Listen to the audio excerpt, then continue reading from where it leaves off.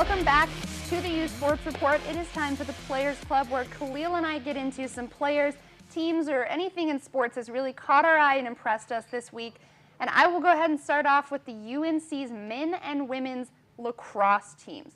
Khalil, this is the first time since Princeton in 1994 that a team has swept both the men's and women's lacrosse national championships. So UNC, shout out to those guys. The women's team was expected to make a championship run this season, and then the past couple of seasons have definitely dominated in the women's league and have shown a great deal of improvement. However, the men had to overcome some adversity, and their run to the championship was very improbable. So a complete sweep of the national championship for both teams is huge. Chapel Hill is abuzz right now in powder blue and white. The Tar Heels are happy. They are, and you know, I'm really impressed because I just recently kind of got into lacrosse. So it's very intense to watch.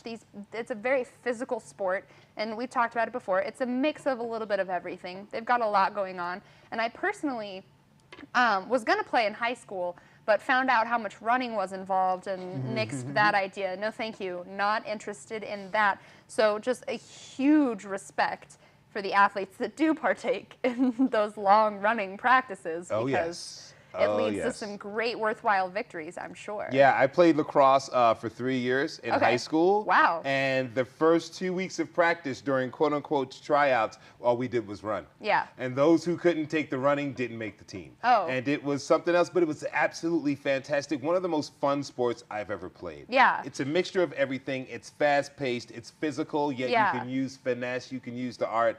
And it's just it's a wonderful game that you can play year-round. So, you know, hats off to the Tar Heels. The Tar Heels pulled off. There's a lot of good teams that they had to beat, particularly the men's team. They had to beat the likes of probably Johns Hopkins and Towson State and Syracuse University and Notre Dame. These are schools that have been investing in playing high-level lacrosse for years, and the fact that the Tar Heels pulled it off, go for it. Yeah, you know, that just makes it even more impressive to watch those guys have won the national championship in college lacrosse, having to face off with some seriously good teams. The women, again, were expected to go this far, maybe not win, but they were expected to make a very long run in the playoffs.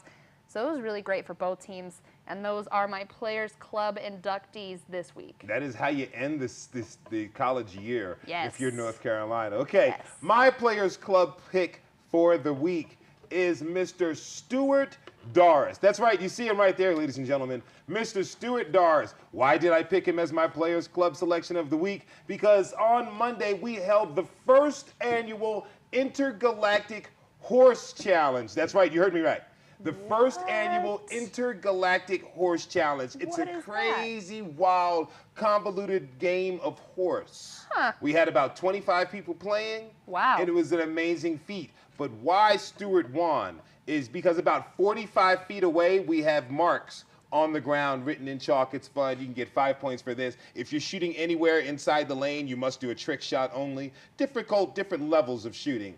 Well, Stu decided to go 40 feet out to the automatic win spot. Yes, if you hit that shot, it's an automatic win. And Mr. Doris cocked his arm back, threw the ball, and nothing but net through the hoop to automatically win. Yes, he upseat me because I was winning at the time. I was going to win the game. There was no reason for me to go the automatic win. I had such a large lead. But Stu usurped me, and he absolutely won it all. So I'm saying, Stu hit the automatic win in the first annual Intergalactic Challenge. Hats off to you, my homeboy. Well done, well played. If you ever want to go congratulate him, just stop by Farina Pizzeria off of Central and Edith and ask for Stu and say, hey, I saw that you won the Intergalactic Horse Challenge. He'll give you a smile and say something like, yeah, man. Yeah. He sounds like a real talker. Oh, yeah, he is. That's very cool. That's a very impressive feat. Very impressive feat. You guys will have to come to the next one. It's a good time. Sure. Excellent. Making history in sports. Yeah, intergalactic history. Intergalactic sports history with Khalil. I don't know if we'll have a segment for it, but we just might have to at this rate. We really might have to. Okay, we're coming up with the big, bright idea next at the uSports Report.